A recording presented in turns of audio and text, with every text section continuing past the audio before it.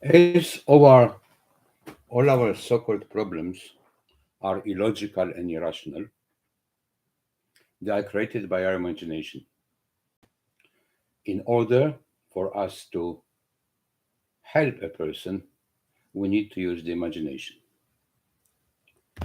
So I'm going to talk with you today about what is called symbolic constellation. Sometimes I find psychodrama and constellation too logical and too cognitive.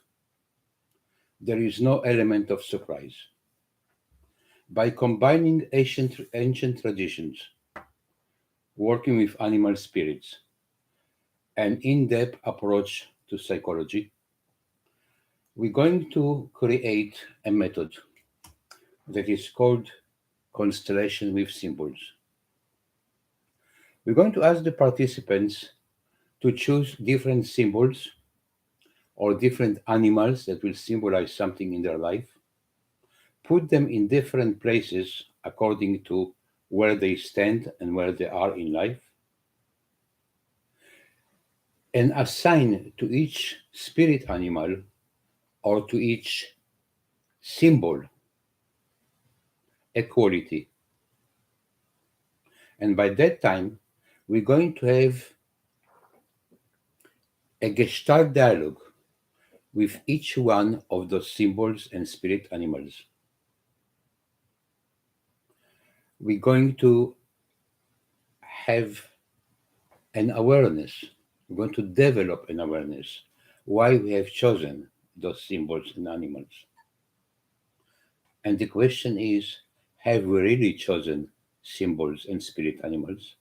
Or maybe those spirit animals and symbols have chosen us. By having dialogues with those symbols and spirit animals, we're going to understand deeper the meaning of our life and our inner self. But our inner self is a result of where we came from. It's a result of our prenatal uh, life, because let's remember one thing, that life does not begin at birth. Life begins at conception.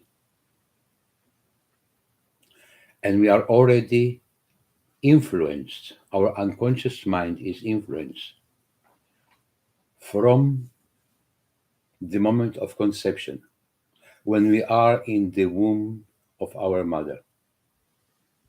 We already are aware of the internal and external environment. And when we are born, once again, we are influenced by our parents, family, environment, and society. By looking at those spirit animals and those symbols, we're going to have an understanding how those parts are being represented by other significant people in our life, past or present. By being able to access those external influences on our personality, at that moment, we'll be able to actually have a deeper awareness of our real, true, authentic self. Because when we're trying to be the opposite of, we're actually not the opposite of something, we're actually becoming the same as something. The opposite of and the same as, it's still not authentic. It's the question how we actually able to clear the external influences and start to listen to our own voice, to listen to our own inner voices, to start to connect with our real self.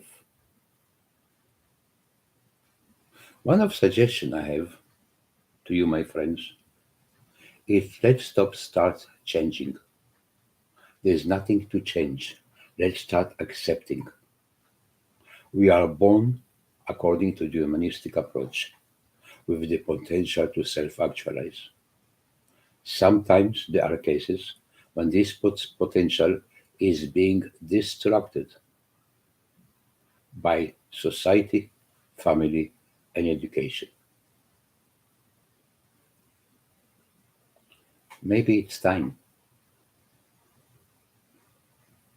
to start to accept who we really are and not try to convert to something we are not. Only then we can start live the life that we are really are. Have we ever asked ourselves the question, who am I? Who I really am?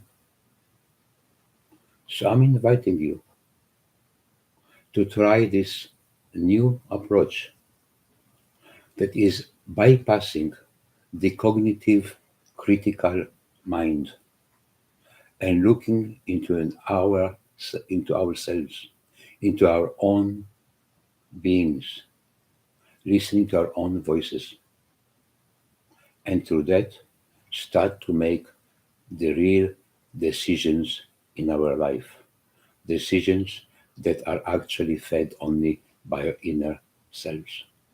Thank you very much.